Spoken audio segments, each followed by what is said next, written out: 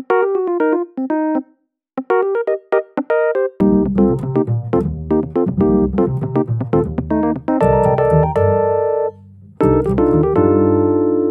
nous autres, le pâté, c'est ça, et le pâté en croûte, c'est ça.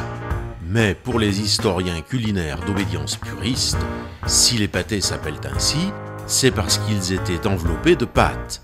Un pâté pas enveloppé, sans pâte autour donc, ça se cuit dans un récipient en terre et ça ne peut s'appeler qu'une terrine, disent ces rigoristes de la métonymie. Ces gens-là compliquent tout. Le gros faitout, lui aussi, est enveloppé et gras comme un pâté, mais il n'est pas chemisé dans la pâte, il est seulement bardé dans un tablier de cuisinier. Un pâté chemisé de pâte dans un moule à charnière s'appelle un pâté en croûte, ou pâté-croûte si l'on habite la région lyonnaise ou champenoise. Ce que nos historiens considèrent d'ailleurs comme un pléonasme, puisque pour eux, si déjà pâté il y a, croûte il y a forcément, et ce n'est donc pas la peine de lui en remettre une deuxième couche.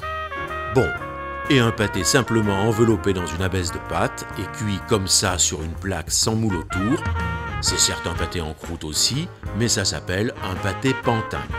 Pourquoi pantin ? Peut-être parce qu'il était autrefois confectionné près de la porte de Pantin quand les abattoirs parisiens étaient encore à la Villette.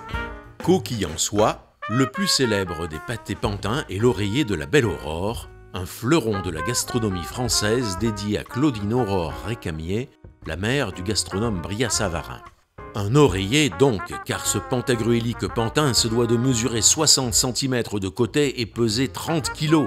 Il faut 7 heures pour le cuire et dans sa composition entre une mosaïque de volailles sauvages, bécassines, cailles, perdrix, des poulardes, du poulet, du lièvre, du canard, du porc, du veau, du riz de veau, du foie gras, des champignons, que sais-je encore. Bref, une foison des plus beaux gibiers à plumes et à poils, volailles et viandes fermières, j'en passe et des meilleurs. Et maintenant, le gros faitout et la petite cocotte vont vous faire des confidences sur l'oreiller. Oui, pour l'anniversaire des 63 ans du gros faitout, on a fait un gros pâté. Un gros pantin. Une fois cuit, il pesait plus de 7 kilos. On s'y est mis à deux pour le réaliser. Et comme ça demandait beaucoup d'attention, on n'a pas pu filmer en même temps. C'est pour ça que nous vous présentons ici la préparation sous la forme d'un diaporama. 3 kilos de pâte brisée et presque 5 kilos de farce, quand même. Ah, un bel anniversaire, bien enveloppant. 63, c'est le Puy de Dôme. Alors le gros faitout a piqué ses bougies sur un Saint-Nectaire, parce que sur les glaces du dessert, ça allait pas. Bon, allez, vite, la recette. Qu'est-ce qu'il y a dans ce pâté ? Eh bien, en arrondissant un peu, il y a 250 g de foie de veau, 450 g de riz de veau, 100 g de trompette de la mort séchée puis réhydratée, du sel et du poivre, on reviendra tout à l'heure sur les proportions, de l'armagnac, 7 œufs, soit 450 g, de la crème fraîche, 700 g de veau, un bloc de foie gras d'environ 200 g, les herbes fraîches et les épices, persil, thym, laurier, estragon, ainsi que quelques clous de girofle et un peu de muscade râpée, des épices Rabelais, des oignons, des échalotes et de l'ail. Du porc, 500 g d'échine, 250 g de poitrine fraîche et 250 g de poitrine séchée, de la volaille, 300 g de cuisses de pintade désossées et 550 g de magret de canard. Et pour finir, 500 g de gorge de porc. Quant à la pâte, il a fallu 3 kg de pâte brisée étalée sur une épaisseur d'un demi-centimètre. Ah, et puis aussi quelques cuillères de farine et quelques jaunes d'œufs pour la dorure. Pour ce qui est des proportions d'épices et d'assaisonnement, il faut se reporter aux consignes habituelles, à savoir qu'en moyenne pour 1 kg de mêlée, c'est-à-dire pour l'ensemble de tous les ingrédients avant l'assaisonnement, il faut 15 g de sel fin, plus ou moins 1 ou 2 g, personnellement notre goût se porte à 16 g, 3 ou 4 g de poivre selon sa force, 1 g d'épices Rabelais, 4 épices ou autres, mais jamais plus, et pour ce qui est facultatif, toujours pour 1 kg de mêlée, un œuf, 2 centilitres maximum d'alcool, 5 à 10 centilitres de crème ou de lait, 10 à 15 g de farine ou de fécule. Je récapitule. Alors, les 4 épices multipliées par 4,8 divisé par 3,5, non, c'est le contraire, c'est Jean-Paul II et Georges XV, plus 1, 2, 3, 4, 5, 6, 7, 7 plus 1, 9, pas cassé, pour un demi de mêlée avec une pâte brisée. Aïe, aïe, aïe. Bon, mais mes 2 cuisses de pintade, ça fait 3/4 L. Avec le demi de mêlée, ça fait forcément 8-9. Allez hop, tchic-tchac, il faut mettre une cuillère. Et donc le ballon, hop, il passe à 9 centilitres d'Armagnac. Oui, mais si il y a un bras cassé dans la pâte brisée, la règle de 3 n'aura pas lieu là. Bon, enfin, déjà, il n'y a pas de carottes coupées en dés. Et tant mieux parce que moi, les racines carrées, j'y connais rien. Il est donc essentiel de peser précisément la mêlée une fois qu'elle est constituée, en prenant en compte tous les ingrédients. Ici, ça nous faisait environ 3,7 kg de viande, mais en ajoutant les œufs, les oignons, les échalotes, l'ail, les champignons et tout le reste, nous avions exactement 4,8 kg de mêlée. Bon, le match est plié. Donc nous avons mis 77 g de sel, 15 g de poivre, 70 g de farine, 9 centilitres d'Armagnac, 3,5 g d'épices Rabelais et 15 centilitres de crème. Bon, alors, comment a-t-on fait pour faire ce pâté? On a paré les viandes en enlevant les os et les parties inutiles. Avec ces chutes et une garniture aromatique, on a fait un bouillon qui, une fois filtré et dégraissé, nous a servi, avec de la gélatine et un soupçon d'Armagnac, à faire de la gelée pour mettre dans les cheminées. On a enlevé la peau et la graisse d'émagrée qu'on a utilisée pour faire suer les oignons, les échalotes et également les trompettes de la mort. On a coupé en lèche, c'est-à-dire en petites lanières, le veau, le canard, la pintade et les riz de veau. On leur a ajouté une partie du sel et des épices. Les autres morceaux de viande, on les a hachés à la grille numéro 8, avec les herbes, l'ail, les oignons et les échalotes qu'on avait fait suer. On a rassemblé tous nos ingrédients, les champignons, le foie gras découpé, les lèches et la farce à laquelle on a mélangé à la main les œufs battus en omelette, la crème, la farine, l'armagnac et le reste de sel et d'épices. On a préparé une plaque de cuisson et la pâte brisée étalée. On peut acheter des pâtons tout prêts, déjà laminés. On a commencé le montage. Après avoir placé une abaisse de pâte sur la plaque avec une feuille de cuisson, on a mis une première couche de farce en s'arrêtant à plusieurs centimètres des bords pour prévoir la finition. On a ensuite placé une première couche de lèche, tout alignée dans le même sens pour avoir un motif identique tout au long de la découpe des tranches de pâté. On a ensuite étalé par-dessus une deuxième couche de farce bien régulière. On a placé encore une autre couche de lèche, toujours dans le même sens, et on a terminé en recouvrant d'une troisième et dernière couche de farce. Alors on a soudé très soigneusement au jaune d'œuf la baisse du dessus qu'on avait prévue bien grande.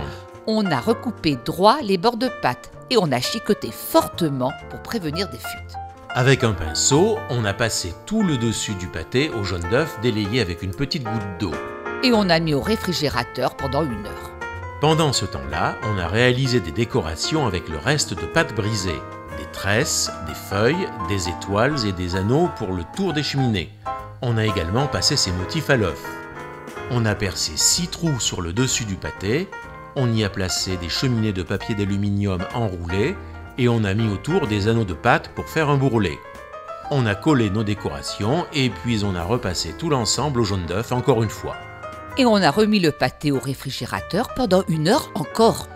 Puis on l'a enfourné avec une sonde de cuisson et on l'a cuit environ 30 minutes à 210 degrés et encore 1h30 à 150 degrés jusqu'à une température à cœur de 75 degrés.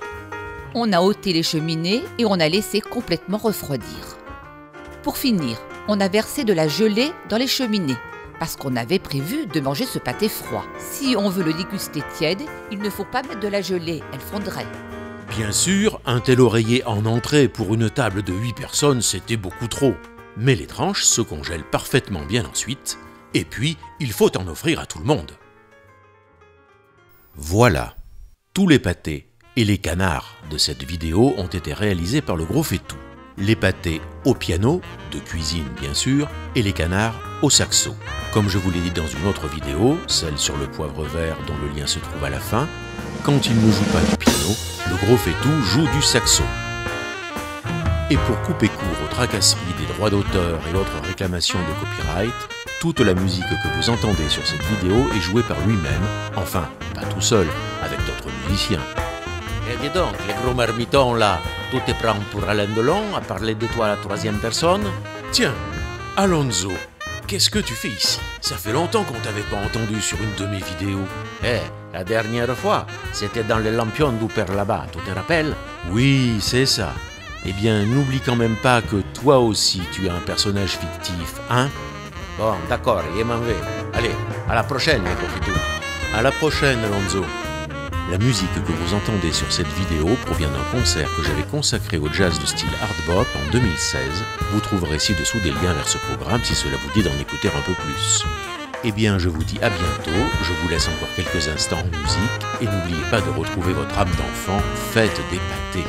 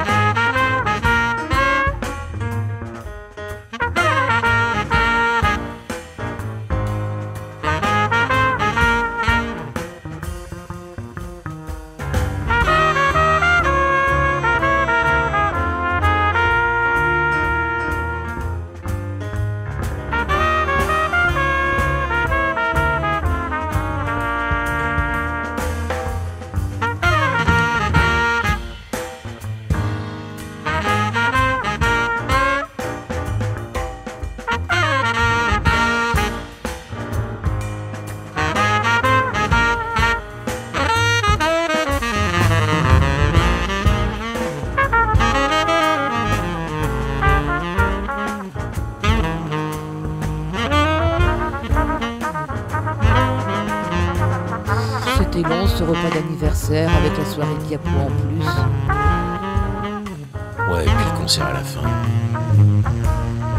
Bon, mais je mangerai bien un petit morceau quand même, moi, avant d'aller me coucher. Il reste pas un bout de pâté dans le frigo?